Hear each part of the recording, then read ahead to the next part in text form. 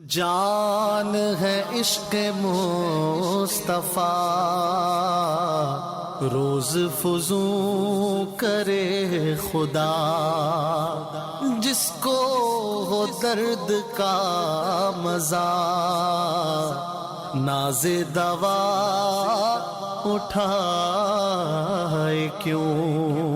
الحمدللہ رب العالمین والصلاة والسلام علی سید الانبیاء والمرسلین، اما بعد فاعوذ باللہ من الشیطان الرجیم، بسم اللہ الرحمن الرحیم۔ مدنی چینل کے ناظرین، آپ دیکھ رہے ہیں پروگرام عشق رسول کے رنگ۔ ابتدا کریں گے ایک درود پاک کی فضیلت سے کہ پیارے آقا مدینہ والے مصطفیٰ صلی اللہ تعالی علیہ وآلہ وسلم نے ارشاد فرمایا کہ بروز قیامت تم میں سے میرے نزدیک تر قریب وہ ہوگا جس نے دنیا میں کثرت سے درود پڑھے ہوں گے۔ صلو علی الحبیب صلی اللہ تعالی علی محمد صلی اللہ تعالی علیہ وسلم۔ عشق رسول کے رنگ، آپ پروگرام دیکھ رہے ہیں۔ عشق رسول، اللہ اکبر، وہ شاعر نے بڑی خوبصورت بات کی ہے نا، محمد کی محبت دین حق کی شرط اول ہے۔ محمد کی محبت دین حق کی شرط اول ہے، اسی میں ہو اگر خامی تو سب کچھ نامکمل ہے۔ یعنی پیارے آقا علیہ الصلوۃ والسلام کی جو محبت ہے، یہ دین جو ہے، دین اسلام جو ہے، اس کی بیسک ہے، اس کی بنیاد ہے۔ اگر کسی کے دل میں پیارے آقا صلی اللہ تعالیٰ علیہ وسلم سے محبت نہیں ہے تو پھر یوں سمجھیے اس کے پاس کچھ بھی نہیں ہے۔ تو الحمدللہ ہم مومن ہیں، اسلام والے ہیں، صاحب ایمان ہیں، تو ہمارے دلوں میں بھی اپنے پیارے نبی علیہ الصلوۃ والسلام کی محبت ہے۔ اور محبت جو ہے نا، وہ کہاں ہوتی ہے؟ دل میں ہوا کرتی ہے، ظاہر ہے دل میں چھپی ہوئی ہوتی ہے، لیکن یہ چھپی ہوئی محبت ہے، یہ اپنے کچھ چیزوں کے ذریعے اس کا اظہار ہوتا ہے۔ ایک چیز ہے چھپی ہوئی ہے، بھئی پتہ کیسے چلے گی کہ محبت ہے یا نہیں ہے؟ تو کچھ اعمال ہیں، کچھ افعال ہیں، کچھ چیزیں ہوا کرتی ہیں جس سے یہ محبت کا اظہار ہوا کرتا ہے۔ پتہ چلتا ہے کہ جس چیز سے آدمی محبت کرتا ہے اس کا کثرت سے ذکر کرتا ہے، اس کا کثرت سے ذکر کیا کرتا ہے، جس کی بھی اس کے دل میں محبت ہوتی ہے۔ تو اب ہمارے دلوں میں اگر پیارے نبی علیہ الصلوۃ والسلام کی محبت ہے اور ہونی چاہیے، تو پھر آپ علیہ الصلوۃ والسلام کا ذکر بھی ہمارے لبوں پر ہونا چاہیے۔ اور اس کا ایک انداز کیا ہے کہ ہم اپنے پیارے نبی علیہ الصلوۃ والسلام پر کثرت کے ساتھ درود و سلام پڑھیں۔ یہ ایک محبت کے اظہار کا ذریعہ بھی ہے۔ اسی طریقے سے محبت کے اظہار کا ایک ذریعہ یہ بھی ہے کہ جن چیزوں سے ہمارے پیارے نبی علیہ الصلوۃ والسلام جو ہمیں پیارے ہیں، جو ہمیں محبوب ہیں، جن چیزوں سے، جن علاقوں سے، جس بھی چیز کے ساتھ ان کی نسبت ہو جائے، ان کا تعلق ہو جائے، اس کی بھی ہمارے دلوں میں تعظیم ہونی چاہیے، اس کی بھی ہم تعظیم کریں، اس کی بھی ہم رسپیکٹ کریں، ان چیزوں سے بھی محبت کریں۔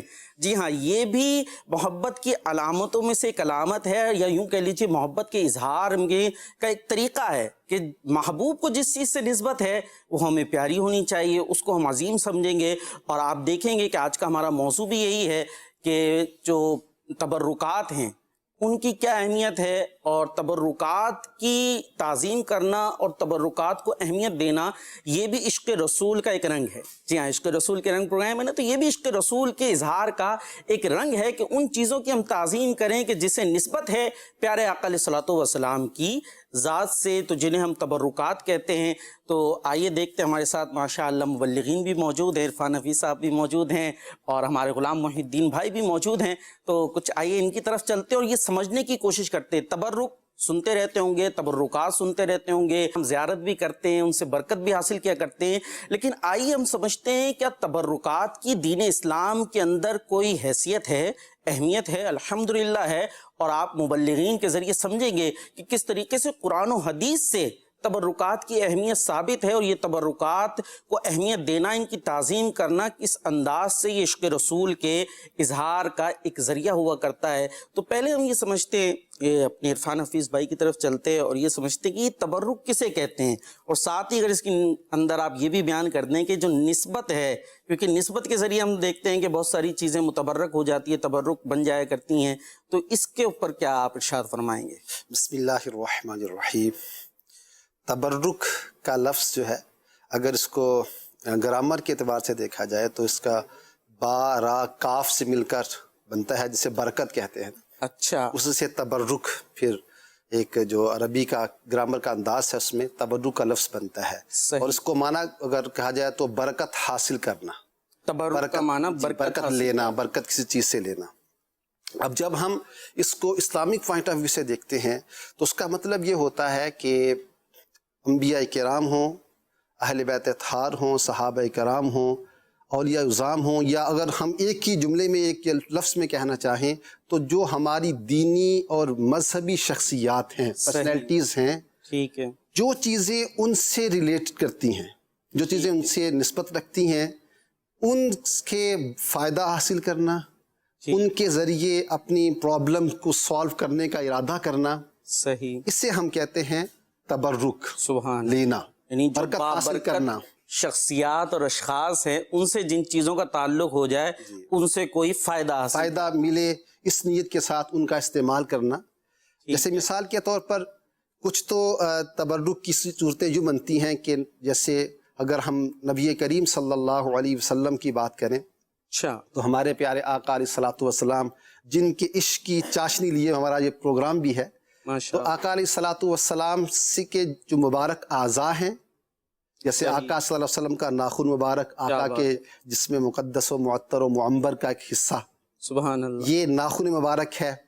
آقا صلی اللہ علیہ وسلم کے منہ مبارک، بال مبارک آقا علیہ الصلوۃ والسلام کے، یہ، اور اس کے ساتھ ساتھ پھر یہ تو چیزیں جسم مبارک کا حصہ ہیں، ٹھیک، اس کے ساتھ ساتھ جو جسم مبارک کا ویسے حصہ تو نہیں ہے، صحیح، لیکن آقا علیہ الصلوۃ والسلام سے ان کو کبھی کبھی برکتیں ملی، لمس ملا، ٹچ ہونے کا موقع ملا، کیا بات، پیارے آقا صلی اللہ علیہ وسلم کا مبارک امامہ، سبحان اللہ، آقا کریم علیہ الصلوۃ والسلام کا لباس مبارک، کیا بات، ایون کہ ایک تو یہ چیزیں بھی آقا نے استعمال فرمائی۔ صحیح، تبرک کا مفہوم تو اتنا وسیع ہے سید صاحب کہ صحیح، اگر نبی کریم صلی اللہ تعالی علیہ وآلہ وسلم نے اپنا مبارک ہاتھ کسی چیز سے مس کر دی اللہ اکبر، تو وہ چیز بھی برکت والی ہو جاتی ہے۔ سبحان اللہ، آگے انشاءاللہ جب پروگرام چلے گا تو ایسے واقعات بھی امید ہے کہ ہمیں سننے کو ملیں گے کہ جس میں نبی کریم علیہ الصلوۃ والسلام نے جس چیز کو ہاتھ مبارک سے مس فرما دیا، کیا بات، صحابہ کرام علیہم رضوان اس سے بھی برکت حاصل کیا۔ سبحان اللہ، یعنی تبرک کا ہمیں کچھ جو ہے وہ مفہوم سمجھ میں آیا کہ یہ جتنی بابرکت شخصیات ہیں یا افراد ہیں ان سے جن چیزوں کا کوئی بھی تعلق ہو گیا اب اس پہ بھی برکت آ گئی، اور جس سے ہمیں پیار ہے ان عظیم شخصیات سے پیار ہے، لہٰذا چونکہ اب ان کا تعلق ان سے ہو گیا لہٰذا ان سے بھی ہمیں پیار ہو جائے گا، اور یہ پیار کا ایک تقاضا بھی ہے۔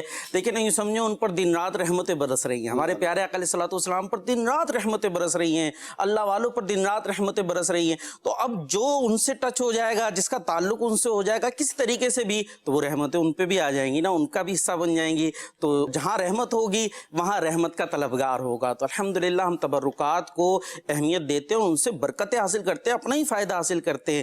آئیے غلام محی الدین بھائی کی طرف چلتے ہیں اور ان سے یہ سمجھتے ہیں کہ حضور کچھ قرآن بیسک ہے، اگر ایک بات قرآن سے ثابت ہو جاتی ہے ہمیں پتہ چل جاتا ہے ایک مسلمان کو کہ بھائی اس بات کا ذکر قرآن میں ہے، یہ چیز قرآن سے ثابت ہے، تو بات ختم ہو گئی نا۔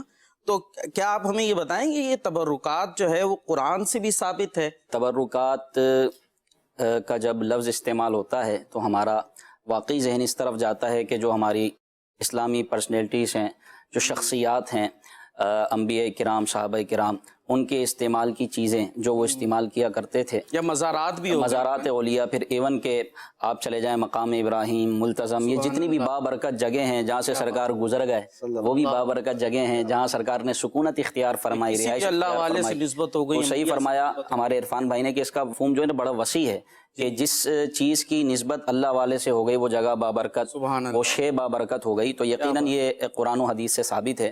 آپ دیکھیے کہ حضرت موسیٰ علیہ نبینا علیہ صلاۃ والسلام اور حضرت ہارون علیہ نبینا علیہ صلاۃ والسلام یہ اللہ کے دو برگزیدہ نبی ہیں، ٹھیک ہے۔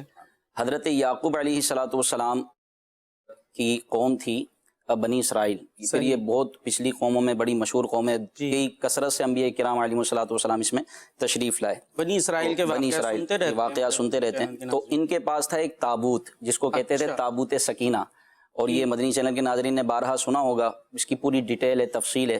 سورہ بقرہ، تابوت سکینہ، سورہ بقرہ آیت نمبر 248، یہ آیت مبارکہ ہے جس کا مطلب یہ ہے کہ ان کے نبی، بنی اسرائیل کے نبی حضرت شمویل علیہ الصلاۃ والسلام، یہ بنی اسرائیل کے ایک نبی تھے، انہوں نے طالوت کی بادشاہی کی خبر دیتے ہوئے ارشاد فرمایا کہ ان کی بادشاہی کی علامت یہ ہے کہ وہ تابوت ان کے پاس آئے گا جس میں اللہ کی طرف سے سکینہ ہے، سکون ہے، رحمت نازل ہوتی ہے، سکون نازل ہوتا ہے، برکت نازل ہوتی ہے، اور اس میں حضرت موسیٰ علیہ الصلاۃ والسلام اور حضرت ہارون کے بقیہ ہیں، یعنی تبرکات ہیں، بقیۃ مما ترک آل موسیٰ و آل ہارون، حضرت موسیٰ علیہ الصلاۃ والسلام اور حضرت ہارون علیہ الصلاۃ والسلام کے تبرکات ہیں۔ تو اس میں کیا تھا، اس میں اس تابوت سکینہ میں، جس کا نام تابوت سکینہ ہوا، یعنی ایک صندوق، جو ایک صندوق تھا شمشاد کی لکڑی کا، ٹھیک ہے، 3 ہاتھ لمبا تھا، 2 ہاتھ چوڑا تھا، اس میں انبیاء کرام علیہ الصلاۃ والسلام کے تبرکات تھے، ان کے استعمال کی ہوئی اشیاء تھیں، مبارک چیزیں تھیں۔ حضرت موسیٰ علیہ الصلاۃ والسلام کا جو ہے عصا مبارک تھا، حضرت ہارون علیہ السلام کا امامہ شریف تھا، آپ کا عصا تھا، آپ کے لباس کے چند ٹکڑے اس میں موجود تھے، آپ کا امامہ شریف تھا، اور نالین شریف تھے، چپلیں جس کو جی چپلے جس کو بولتے ہیں، اور جو حضرت موسیٰ علیہ الصلاۃ والسلام پر تختی نازل ہوئی تھی احکام کی صورت میں کوہ طور پہاڑ پر، اس تختی کے کچھ ٹکڑے وہاں پر ان میں اس تابوت میں موجود تھے۔ کیا بات! تو اب کیا ہوتا تھا کہ بنی اسرائیل کے پاس یہ تابوت تھا، جب بھی وہ جنگ کرتے اور دشمن پر جو ہے جا کے غلبہ ان کو پانا ہوتا، جنگ کرنی ہوتی، تو اس تابوت کو بڑے ادب سے اپنے آگے رکھتے اور اس سے برکت حاصل کرتے ہوئے وہ جنگ کا آغاز کرتے۔ اللہ تعالیٰ اس تابوت سکینہ کی وجہ سے ان کو جنگ میں فتح عطا فرماتا تھا۔ اللہ! اب آپ دیکھیے کہ اس میں تھا کیا، انبیاء کرام علیہ الصلاۃ والسلام کے مبارک تبرکات، اور قرآن نے بیان، قرآن پاک نے بیان فرمایا، سکینہ ہے، سکینہ ہے، سکون ہے۔ پتہ چلا کہ جہاں تبرکات ہوں، انبیاء کرام علیہ الصلاۃ والسلام سے نسبت رکھنے والی چیزیں ہوں، وہ بابرکت ہوتی ہیں، اور اس کی ایسی برکتیں ہوتی ہیں کہ اس سے دشمنوں پر فتح یابی حاصل ہوتی ہے، دشمنوں پر فتح یابی حاصل ہوتی ہے، مصیبتوں سے نجات ملتی ہے۔ اب آپ دیکھیے کہ جب حضرت موسیٰ علیہ الصلاۃ والسلام کا مبارک عصا ہے، آپ کی نالین ہے، حضرت ہارون علیہ السلام کا امامہ شریف ہے، ان کی شان یہ ہے، تو ہمارے آقا جو امام الانبیاء ہیں، ان کے مبارک لباس کا عالم کیا ہوگا، اس کی برکتوں کا عالم کیا ہوگا، حضور کے مدنی چینل کے ناظرین، یہاں میں چاہوں گا تھوڑی سی توجہ فرمائیں۔ دیکھیں، تابوت سکینہ کا ذکر ہوا اور قرآن مجید کی آیت آپ کے سامنے رکھی گئی کہ تابوت ہے، ایک صندوق ہے، اس کے اندر موجود کیا ہے، انبیاء کرام کے تبرکات ہیں، ان کا امامہ موجود ہے، ان کی نالین یعنی چپلیں موجود ہیں۔ تو اس کی برکت کیا ہے کہ قرآن بیان کر رہا ہے کہ اس کے اندر سکینہ ہے، اس میں رحمتیں ہیں، اس کے ذریعے دعائیں قبول ہو رہی ہیں۔ تو انبیاء کرام سے تعلق رکھنے والی چیزوں کی اتنی اہمیت ہے اور ان کے ذریعے اتنی برکتیں حاصل ہوتی ہے۔ تو بات وہیں آتی ہے، یہ انبیاء کرام کی ظاہر بڑی عظمتیں ہیں، لیکن ان سب کے آقا ہیں پیارے آقا مدینے والے مصطفیٰ صلی اللہ تعالی علیہ وسلم۔ جن چیزوں کا ان سے تعلق ہو جائے گا، پھر اس کی عظمت کا کیا کہنا۔ تو ظاہر ہے پھر مومن یقیناً ان کی تعظیم بھی کرے گا اور ان سے برکتیں بھی حاصل کرنے کی کوشش کرے گا۔ اس کے علاوہ مزید قرآن میں پھر ایک اور آیت مبارکہ ہے سورہ یوسف میں، جس میں حضرت یعقوب علیہ الصلاۃ والسلام، یہ بھی اللہ کے بڑے برگزیدہ نبی ہیں۔ اچھا، حضرت یوسف علیہ نبینا علیہ الصلاۃ والسلام جب آپ بچھڑ گئے اور کافی عرصے تک دور رہے، پورا سورہ یوسف میں یہ واقعہ تفصیل سے موجود ہے اور بڑا زبردست واقعہ ہے کہ جس میں قرآن مجید میں اس واقعے کو احسن القصص کے واقعات میں، قرآنی واقعات میں سب سے بہترین واقعہ سورہ یوسف کا ہے۔ تو آپ کی غم کی وجہ سے، ان سے دوری کی وجہ سے حضرت یعقوب علیہ الصلاۃ والسلام کی بینائی چلی گئی۔ تو حضرت یوسف علیہ الصلاۃ والسلام نے اپنا جبہ مبارک، اپنی قمیض مبارک اپنے بھائیوں کو دی اور کہا کہ یہ جا کر والد محترم کے چہرے پر ڈال دیں، جس کی وجہ سے ان کی آنکھیں روشن ہو جائیں گی۔ قرآن پاک اس کو اس طرح ذکر فرماتا ہے، اذهبوا بقمیصی ھذا فالقوه علی وجهی ابی یاتی بصیرا، کہ یہ میری قمیض لے کر جاؤ اور میرے والد ماجد کے چہرے پر ڈال دو، اس سے ان کی آنکھیں روشن ہو جائیں گی۔ جب وہ قمیض آپ کی لائی گئی تو ابھی رستے میں تھے بھائی، تو حضرت یعقوب علیہ الصلاۃ والسلام نے فرمایا مجھے میرے یوسف کی خوشبو آئی۔ اللہ اکبر۔ جب وہ قمیض آپ کے چہرے پر ڈالی گئی تو آپ کی آنکھیں روشن ہو گئیں۔ اب آپ دیکھیے کہ حضرت یوسف علیہ نبینا علیہ الصلاۃ والسلام کی مبارک قمیض کی یہ برکت، کیا بات کہ آپ کی آنکھیں روشن ہو جاتی ہیں، تو ہمارے آقا کے جبہ مبارکہ کا عالم کیا ہوگا۔ اللہ! ناظرین دیکھ لیجئے، قرآن مجید آپ کے سامنے تبرکات کی اہمیت کو بیان کر رہا ہے کہ حضرت یوسف علیہ الصلاۃ والسلام کیا فرما رہے ہیں کہ یعقوب علیہ السلام کی جو بینائی چلی گئی ہے، جو آنکھوں کی روشنی چلی گئی ہے، تو وہ واپس کیسے آئے گی؟ ہماری آنکھوں میں اگر کمزوری آ جائے، کوئی مسئلہ ہو جائے تو دوائیاں اپنی جگہ یوز کرتے وہ ٹھیک ہے، لیکن وہاں پر دیکھیے کیا ہوا، ایک جبے کو بھیجا گیا، اپنی قمیص مبارک کو بھیجا گیا، اذهبوا بقمیصی ھذا فالقوہ علی وجہ ابی یاتی بصیرا، میرے والد کے چہرے پر ڈال دینا، ان کی بصارت واپس آ جائے گی، ان کی بینائی واپس آ جائے گی۔ تو تبرکات کی اتنی عظمت ہے کہ اللہ والوں سے نسبت ہو گئی، اب دیکھیں وہ شفا والی ہو گئی، شفا کا ذریعہ بن رہی ہے۔ تو حضرت یوسف علیہ السلام کی قمیص مبارک کی عظمت ہے، تو عرفان حفیظ بھائی ہمارے پیارے آقا علیہ السلام کی ذات سے تعلق رکھنے والی چیزوں سے صحابہ کرام کس طرح تبرک حاصل کرتے تھے، کس طرح فائدے اٹھایا کرتے تھے۔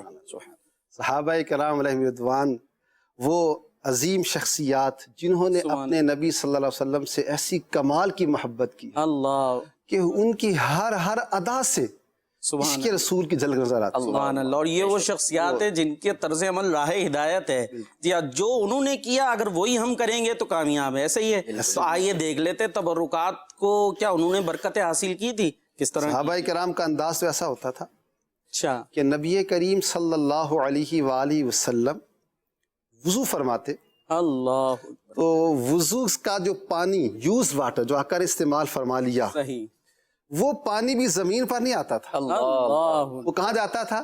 وہ صحابہ کرام کے ہاتھوں میں آتا تھا۔ اللہ جس کو نہیں ملتا تھا، کتابوں میں یہاں تک لکھا ہے کہ جس کو نہیں ملتا تھا وہ ملنے والے سے اپنا ہاتھ مس کر کے برکت لیتا۔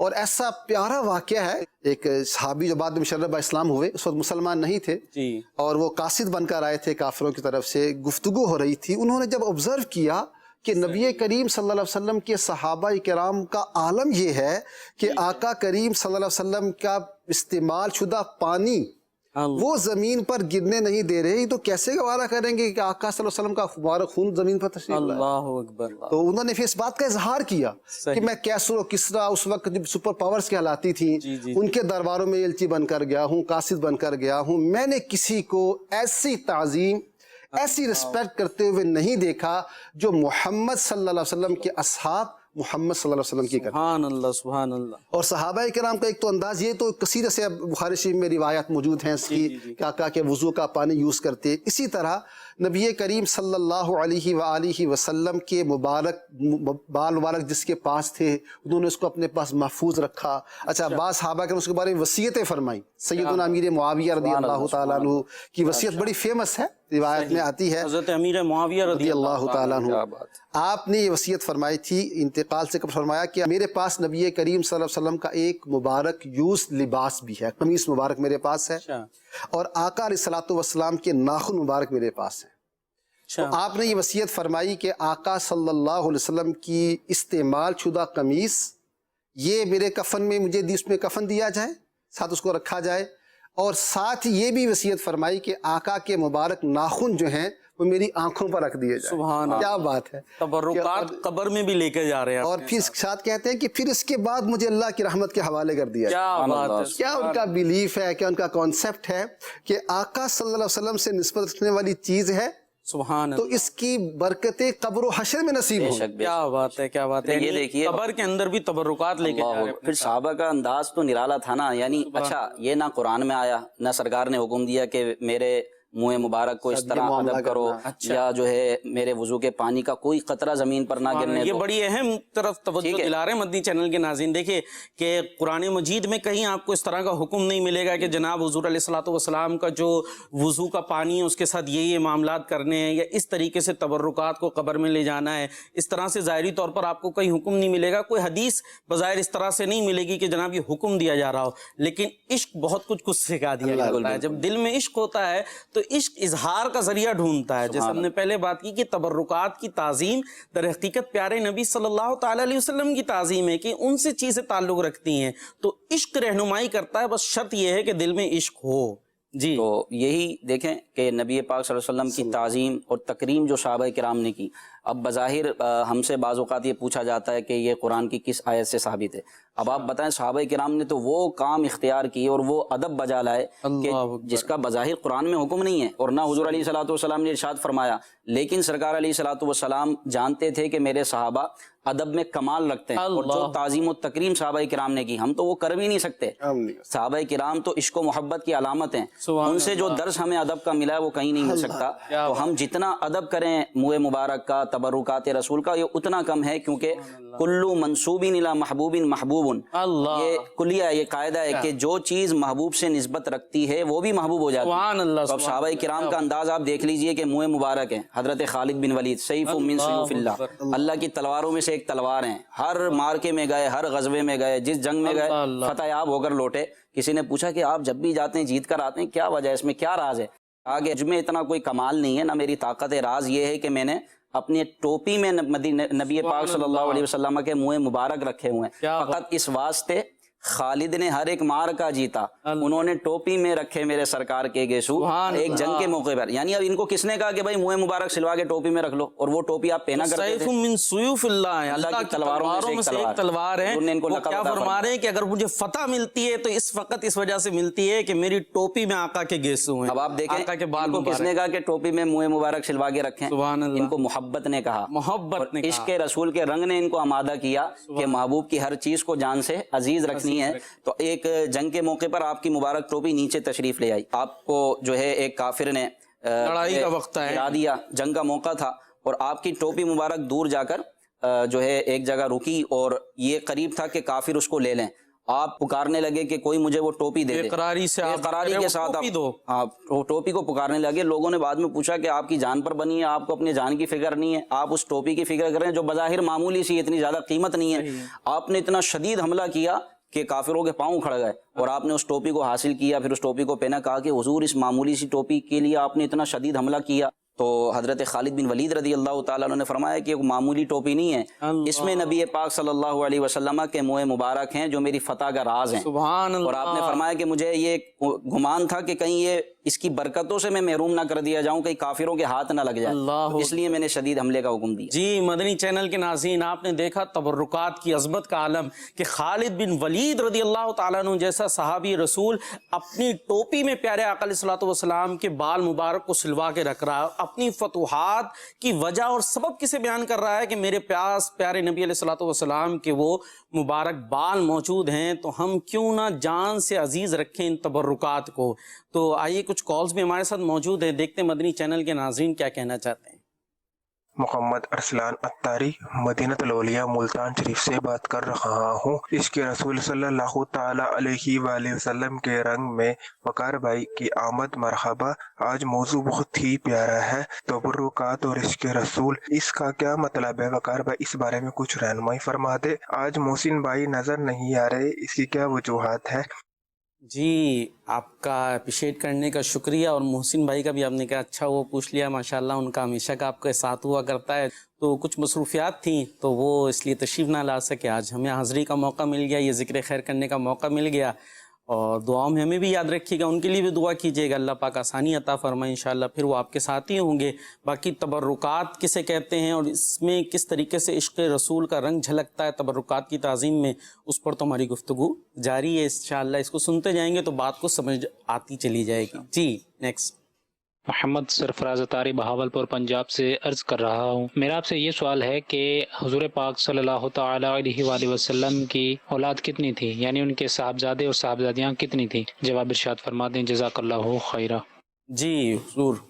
نبی کریم رؤوف الرحیم صلی اللہ علیہ وسلم کی 4 صاحبزادیاں تھیں، صحیح مشہور ہیں، اور پیارے آقا صلی اللہ علیہ وسلم کے صاحبزادوں کے بارے میں اقوال مختلف ہیں. ٹھیک. مشہور روایت کے مطابق آقا کریم صلی اللہ علیہ وسلم کے 3 شہزادوں کے نام ملتے ہیں، سیدنا ابراہیم، سیدنا قاسم رضی اللہ تعالی عنہما، اور سیدنا عبداللہ کا مختلف اس میں روایت چونکہ مختلف ہیں تو اس لیے مختلف اس میں اقوال ہیں. یہ نبی کریم صلی اللہ علیہ وسلم کی اولاد مبارک ہے، اور ناظرین جانتے ہیں کہ نبی کریم صلی اللہ علیہ وآلہ وسلم سے جس طرح ہر چیز نسبت رکھنے والی قابل احترام ہے، تو یہ تو اولاد پاک ہے۔ اچھا، ہم اس میں ذکر تو سنتے رہتے ہیں نبی صلی اللہ علیہ وسلم کی ازواج مطہرات کے ساتھ، آپ کی بنات مطہرات کا، آپ کی اولاد پاک کا۔ یہاں عموماً طور پر جب ذکر کیا جاتا ہے نبی کریم صلی اللہ علیہ وسلم کی اولاد کا، تو اس میں حسنین کریمین کا ذکر ہوتا ہے، ہونا بھی چاہیے، لیکن اس میں آقا صلی اللہ علیہ وسلم کی اور بھی نواسی سیدہ امامہ رضی اللہ تعالیٰ عنہ کا ذکر حدیث میں ملتا ہے۔ بڑی محبت کا آقا نے محبت کا اظہار فرماتے تھے۔ کیا بات، بات چلی تو نسبت کی بات چلی تو میں نے کہا یہ بھی ذکر کر دوں۔ سبحان اللہ، تبرکات کی جب اتنی اہمیت ہے، جب ان کی اتنی جو ہے برکتیں ہیں، تو یہ تو خاص آقا علیہ الصلوۃ والسلام سے تعلق ہے ان کا، تو ان کی کیا ہی بات ہے۔ جی نیکسٹ۔ میرا نام محمد سامزہ اتاری ہے، میں راولپنڈی سے عرض کر رہا ہوں۔ پیارے وقار بھائی، آپ کا سلسلہ عشق رسول کے رنگ بہت ہی پیارا ہے، اور آج کا موضوع بھی بہت ہی پیارا ہے، تبرکات اور عشق رسول۔ اور میرا آپ کی بارگاہ میں یہ سوال ہے کہ جیسے بعض مزارات پر گول گول پتھر رکھے ہوئے ہوتے ہیں اور لوگ ان کو اٹھا کے اپنے جسم پہ مسلتے ہیں، اس کی کیا حکمت ہے؟ آپ اس کے بارے میں کچھ مدنی پھول ارشاد فرمائیں۔ جی جزاک اللہ خیر، آپ کا کال کرنا، محبت کا اظہار کرنا۔ تبرکات کے حوالے سے بات چل رہی ہے، تو یہ جو بیان کر رہے ہیں کہ اس طرح اصل یہ بھی ایک عقیدت ہوتی ہے، لیکن ہمیں عقیدت وہ اختیار کرنی چاہیے جو شریعت کے دائرے میں ہو۔ تو صاحب مزار سے برکت حاصل کرنا بالکل جائز ہے، اگر کوئی جائز طریقے سے وہاں رکھے ہوئے پتھروں سے عقیدت حاصل کرتا ہے تو ٹھیک ہے، تو عقیدت حاصل کر سکتا ہے، لیکن وہ جائز طریقہ جو شریعت کے مطابق جو ادب ہے نا، وہ یہ ہے ادب جو سیدی اعلیٰ حضرت نے بیان فرمایا ہے۔ ہمارے یہاں کئی جو ہے نا اس طرح کی باتیں کرتے ہیں، اور وہ بیچارے ان کو علم نہیں ہوتا دین کا، تو وہ بہت ساری خرافات میں بھی مبتلا ہو جاتے ہیں۔ ادب جو ہے نا مزارات پر حاضری کا، وہ یہ ہے کہ 4 ہاتھ کے فاصلے پر رہ کے پائنتی کی جانب سے آ کے سرہانے کی طرف آئیں، اور 4 ہاتھ کے فاصلے پر رہ کر آپ فاتحہ خوانی کریں، آپ دعا کریں، اور صاحب مزار کے وسیلے سے اپنی پریشانیوں کے حل کے لیے اللہ کی بارگاہ میں عرض کریں، اور پھر الٹے قدم واپس چلے جائیں۔ یہ ہے ادب، اور یہ ہے صحیح طریقہ مزار پہ حاضری۔ صحیح ہے، یعنی تبرکات سے ہمیں برکتیں حاصل کرنی چاہیے، لیکن اس میں ذرا دیکھ لینا چاہیے نا، علماء کرام سے مشورہ کر لیں، ان کی بارگاہ میں حاضر ہو جائیں کہ بھئی تبرکات سے کس انداز سے ہم برکت حاصل کر سکتے ہیں۔ بہت ساری چیزوں کو ہمیں اس میں پیش نظر بھی رکھنا چاہیے۔ جی نیکسٹ۔ میرا نام غلام رسول ہے، مجھے اس کے رسول کے رنگ بہت اچھا لگتا ہے۔ میں آج آپ کو نعت سناؤں گا، وہ جو بلال حبشی ہے، سرور جی کا پیارا ہے، دنیا کے ہر عاشق کے آنکھوں کا وہ تارا ہے۔ سبحان اللہ، لیٹ کر رہی ہے ہمارے سلسلے سے اچھا، حضرت سیدنا بلال حبشی رضی اللہ تعالیٰ۔ کیا بات، تعلق کہاں سے ہے؟ حبشہ سے۔ سبحان اللہ، لیکن نسبت جب آقا کریم صلی اللہ علیہ وسلم سے ہو گئی تو ابھی وہ ہمارے سر کے تاج ہو گئے۔ سیدنا فاروق اعظم جب ان سے کہتے تو کہتے سیدنا بلال۔ اللہ اکبر۔ اور یہاں ایک چیز میرے ذہن میں آ رہی تھی کہ ماشاءاللہ بچوں کی کالز ہمارے پروگرام کا حصہ بنی، تو سب کو اپنے آقا علیہ الصلوۃ والسلام سے محبت ہے، بڑے ہوں، بچے ہوں، بوڑھے ہوں۔ اور وہ واقعہ میرے ذہن میں آ گیا کہ بچے جو مدینہ منورہ کے بچے ہوا کرتے تھے، وہ صبح صبح پیارے آقا علیہ الصلوۃ والسلام کی خدمت میں پانی کے پیالے لے کر حاضر ہو جایا کرتے تھے۔ ہاں، حدیثوں میں یہ بات موجود ہے، کیا ہے، پانی کے پیالے لے کر حاضر ہوتے تھے۔ اور کیوں ہوتے تھے جی مدنی چینل کے ناظرین؟ اس لیے کہ پیارے آقا علیہ الصلوۃ والسلام ان پانی کے پیالوں میں اپنا ہاتھ مبارک رکھ دیں اور اس پانی کو پھر وہ استعمال کریں۔ اور یہاں تک روایتوں میں موجود ہے کہ سردیوں کے دن ہوتے تھے، شدید سردی ہوتی تھی، اب سردی میں پانی ظاہر ہے ٹھنڈا ہو جائے گا، لیکن پیارے آقا علیہ الصلوۃ والسلام منع نہیں فرماتے تھے، بلکہ صبح صبح کے وقت اپنا ہاتھ مبارک اس میں رکھ دیتے تھے۔ صحابہ اکرام کا انداز دیکھیے تبرک کا، کہ پانی ہے، پانی اپنے گھر سے لے کے جا رہے ہیں، لیکن کیا کرنا ہے، آقا علیہ الصلوۃ والسلام کا ہاتھ مبارک کا تعلق اس سے ہو جائے، آپ اپنا ہاتھ مبارک اس میں رکھ دیں تو وہ پانی بھی برکت والا ہو گیا، پانی برکت۔ اور صحابہ اکرام کو، ان بچوں کو حضور علیہ السلام منع نہیں فرما رہے کہ نہیں بھائی شریعت کے اندر تبرک کی کوئی اہمیت نہیں ہے، نہیں یہ غلط ہے، نہیں، بلکہ ان کے اس فعل کے اوپر جو ہے وہ گویا تصدیق کر رہے ہیں کہ تمہارا کام ٹھیک ہے آپ علیہ الصلوۃ والسلام منہ مبارک کی جیسے ہماری بات ہوئی رروایتوں میں موجود ہے آپ علیہ الصلوۃ والسلام نے اپنا جو ہے وہ حلق کروایا بال مبارک اتروائے اور ایک صحابی کو بلایا اور وہ ان کو عطا فرما دیا حضرت ابو طلحہ رضی اللہ تعالیٰ عنہ کو اور پھر دوسری طرف کے اتروائے وہ بھی انہیں عطا فرمائے اور پھر خود فرمایا کہ یہ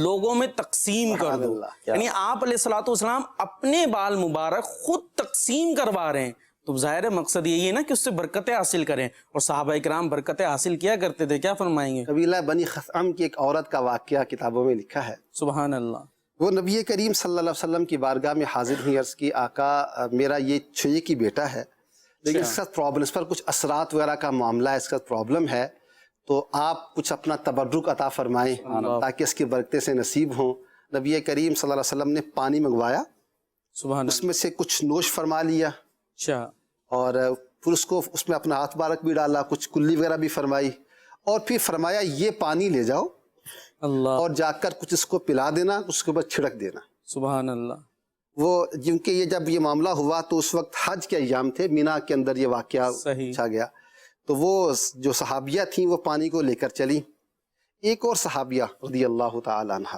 انہوں نے دیکھا کہ ان کے پاس آقا کا تبرک ہے صحابہ کرام داسو ہم نے سنا کہ وہ تو اس بات کے شائق ہوتے تھے اس بات کی محبت رکھتے تھے کہ ہمیں کچھ چیز ایسی ملے جس کی نسبت آقا کریم علیہ الصلوۃ والسلام سے ہو انہوں نے کہا کچھ مجھے بھی دے دو اس میں سے انہوں نے کہا میں آپ کو دے دیتی لیکن چونکہ یہ میں نے اپنے بچے کی شفا یابی کی نیت سے لیا ہے اللہ تو اس میں سے میں آپ کو نہیں دوں گی چنانچہ انہوں نے جا کے اس کو استعمال کیا تو روایت میں آتا ہے اگلا سال جب وہ حج کے ایام آئے تو دوبارہ جب ان سے ملاقات ہوئی اس عورت سے پوچھا گیا تو انہوں نے کہا کہ الحمدللہ تعالی میرا بیٹا صحیح ہو چکا ہے سبحان اللہ کیا بات ہے اور وہ ام سلمہ رضی اللہ تعالی عنہا کا مشہور واقعہ ملتا ہے کہ آپ کے پاس جو حضور علیہ الصلوۃ والسلام کا ایک منہ مبارک بال موجود تھا بڑی حفاظت سے رکھا ہوا اور چاندی کی نلی کے اندر اسے رکھا ہوا تھا کیوں رکھا ہوا تھا جب کوئی بیمار ہوتا تھا کسی کو نظر لگ جاتی تھی تو آپ کا یہ معمول تھا کہ وہ پانی لایا جاتا تھا اور آپ اس بال مبارک کو نکال کے اس پانی کے اندر پھیر دیتی تھی اور اس کو پیا جاتا تھا اس کے ذریعے شفا مل جایا کرتی تھی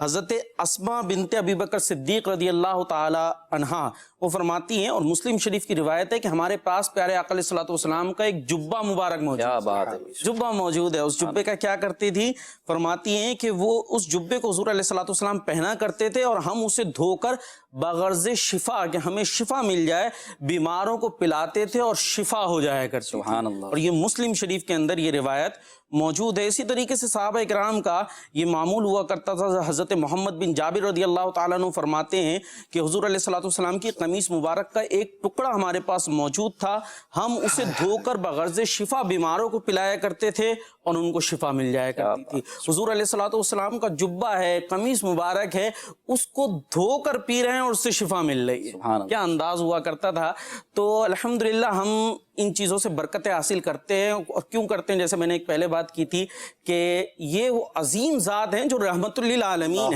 ہیں یہ تو چھما ان پر رحمتیں برس رہی ہیں تو ان پر رحمتیں برس رہی ہیں اب جس چیز سے ان کا تعلق ہوگا وہ بھی رحمتوں والی ہو جائے گی وہ بھی برکتوں والی ہو جائے گی مولانا روم رحمۃ اللہ تعالیٰ علیہ نے ایک واقعہ لکھا بڑا پیارا مجھے وہ واقعہ لگا میں نے کہا آپ سے بھی اس کو شیئر کروں کہ ایک مرتبہ پیارے آقا علیہ الصلوۃ والسلام کہیں سے تشریف لے کر آ رہے تھے نا قبرستان تشریف لے کر گئے تھے وہاں سے آ رہے تھے حضرت بی بی عائشہ صدیقہ رضی اللہ تعالی عنہا نے آپ کو گھر سے دیکھا تو وہ فرماتی ہے میں نے دیکھا کہ بارش ہو رہی ہے اب جب آپ علیہ الصلوۃ والسلام اندر تشریف لے کر آئے تو میں نے دیکھا بارش کا کوئی اثر نہیں ہے آپ نا چھو کے دیکھنے لگیں کہ بھائی بارش میں سے آئے تو کپڑے تو گیلے ہونے چاہیے نا کپڑے خشک ہیں تو پوچھا کہ یا رسول اللہ میں نے تو یہ دیکھا تھا باہر سے آپ تشریف لے کر آئے تو بارش ہو رہی ہے اور آپ جب تشریف لے کر آئے تو کپڑے بالکل خشک ہیں بارش کا اثر ہی نہیں ہے تو پیارے آقا علیہ الصلوۃ والسلام نے ارشاد فرمایا تم نے اوڑھا ہوا کیا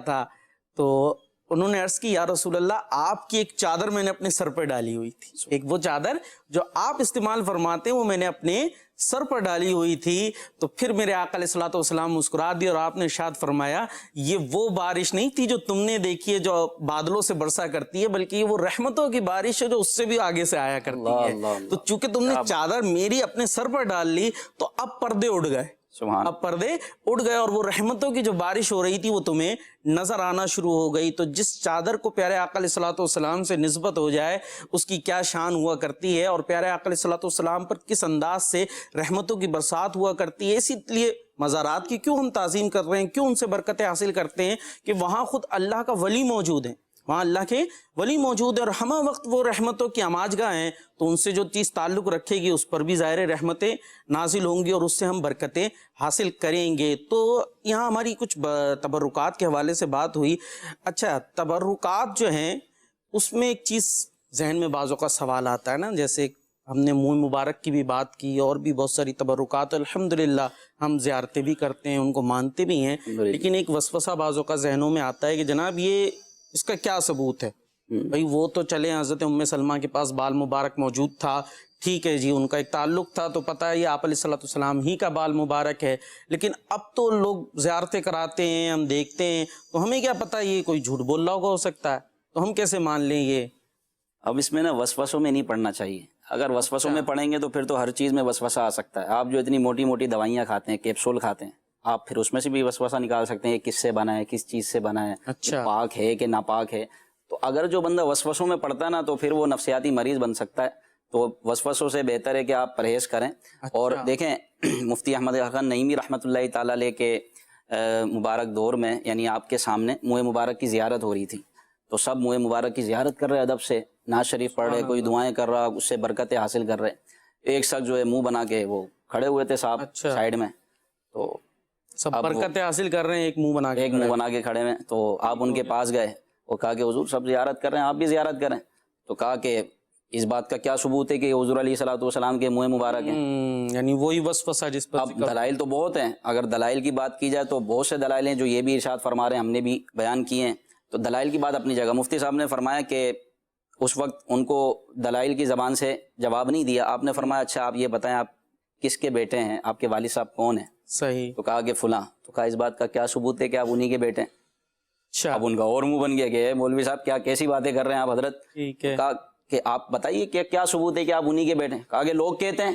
صحیح. کہا کہ بھائی اس کو وہی لوگ کہتے ہیں کہ یہ حضور علیہ الصلوۃ والسلام کے منہ مبارک ہیں. تو اب جب لوگوں کی زبان پر جاری ہو گیا نا کہ یہ سرکار علیہ الصلوۃ والسلام کے منہ مبارک ہیں, تو اب اس کا احترام کریں, ادب کریں. آپ کو تحقیق کرنے کا کسی نے نہیں بولا, آپ کی نیت اچھی ہوگی آپ کو تب بھی ثواب ملے گا. اگر بالفرض اگر وہ نہ بھی ہوں, ایک بالفرض محال یا ممکن ہے کہ اگر بالفرض ایسا نہ بھی ہو, آپ کو آپ کی نیت کا تو ثواب ملے گا نا. لیکن جب لوگوں کی زبانوں پر جاری ہے, پھر اس کا عدم ہو رہا ہے, احترام ہو رہا ہے, لوگ اس کی تعظیم کر رہے ہیں, تو بھائی آپ بھی تعظیم کر لو, اس میں کیا حرج ہے. آپ کو انشاءاللہ برکتیں ہی ملیں گی, اس میں کوئی کسی قسم کا نقصان نہیں ہوگا. جی مدنی چینل کے ناظرین, بات امید ہے سمجھ میں آ گئی ہوگی کہ ایک چیز کی نسبت جب مشہور ہو گئی کہ اس کا تعلق پیارے آقا علیہ الصلوۃ والسلام سے ہے, تو ہمیں اس نسبت کے ادب کا حکم ہے, ہمیں تحقیق کا حکم نہیں ہے. ہمارا کیا جا رہا ہے, ہم تعظیم ہی کریں گے نا, اس کو محبت کی نگاہ سے دیکھیں گے. اجر دینے والا کون ہے؟ اللہ پاک. اچھا, اس سے برکتیں دینے والا کون ہے؟ اللہ پاک کی ذات ہے. وہ رب ہمیں ہماری نیتوں پر, ارادوں پر برکتیں عطا فرما دے گا. اب بالفرض اگر کسی نے جھوٹ بولا, کسی نے کوئی غلط بیانی کی, تو یہ اس کے اوپر جائے گا. ہمیں ہماری نیت کون دیکھ رہا ہے؟ اللہ دیکھ رہا ہے. انما الاعمال بالنیات, حدیث ہم سنتے سناتے رہتے ہیں, اعمال کا دار و مدار نیت پر ہے. ہم صدق نیت سے, ہم محبت کی نظر سے دیکھیں گے اس تبرک کو, اس چیز کو, ہمیں اجر مل جائے گا. اللہ کی رحمت سے امید ہے ہمیں رحمتوں سے ہمارا دامن خالی نہیں رہے گا. ہاں, اب اگر کوئی غلط بیانی کرتا ہے, جھوٹ بولتا ہے, یا اس طرح سے غلط تبرکات بناتا ہے, تو اس پر آپ کیا فرمائیں گے حضور؟ جس طرح آپ نے بات کی, اصل جو برکت حاصل کرنے کا جہاں تک معاملہ ہے, بالکل وہ تو ایسے ہی ہے جیسی نیت ہے, اور اس نے حسن نیت کے ساتھ اس کی عزت کی, تعظیم کی, اجر پائے گا انشاءاللہ تبارک و تعالی. اچھا, اب جیسے چونکہ اب معاشرے کے اندر اس طرح کی باتیں بھی پروپیگیٹ ہو رہی ہیں, اور جوں نبی کریم صلی اللہ علیہ وسلم کے زمانے سے دوری ہوتی جا رہی ہے, معاملات اس طرح کے ہوتے جا رہے ہیں, لوگوں کے اندر ایسی باتیں آتی جا رہی ہیں. اس میں سے ایک بات جیسے آپ نے ذکر کیا کہ اگر کوئی شخص ایسا ہے جو خود سے گھڑ لیتا ہے, بنا لیتا ہے, لوگوں کے سامنے ریپرزینٹ کرتا ہے کہ یہ تبرکات ہیں, حالانکہ ان ریئل وہ نہیں ہوتے, ظاہر ہے یہ تو شدید گناہ کا کام ہے. اچھا, ایسی عظیم شخصیت کی طرف کہ جن کے بارے میں حدیث پاک میں موجود ہے کہ جس نے جان بوجھ کر میری طرف جھوٹ کی نسبت کی, اللہ تو اپنا ٹھکانہ جہنم میں بنا لے. صحیح. جن کے فرمان عالی شان کے بارے میں اگر چیز خود سے ایڈ کرے مبارکہ سے متعلق ہے. تو اس کے بارے میں یہ وعید موجود ہے، تو خود سے ہی یہ کہہ دینا کہ یہ اللہ آقا صلی اللہ علیہ وسلم کی چیز ہے تو کتنی جرت اور بے باکی والا معاملہ باقی بات ہے. تو اس کے لیے کتنی شدید وعید اس معنی میں ہوگی. اس کو ڈرنا چاہیے. یہاں پر یوں دیکھ سکتے ہیں کہ جس طریقے سے تبرکات کی عظمت ہے اور ان کے ذریعے رحمتیں حاصل ہوتی ہیں، تو یہ بھی سمجھ لیجئے گا جس طرح کسی چیز کی تعظیم کی صورت میں عظمت ہوا کرتی ہے، اسی طریقے سے اگر اس کے انداز میں کوئی غلط چیز اختیار کی جائے تو پھر اسی طریقے کی نحوستیں بھی ملا کرتی ہیں. جس طریقے سے بات سمجھ میں آ رہی ہے، وہ چیز تعظیم والی ہے، تبرک ہے، تو اس پر رحمتیں حاصل ہوں گی اور برکتیں حاصل ہوں گی، اس کی بڑی عزت اور عظمت ہوگی.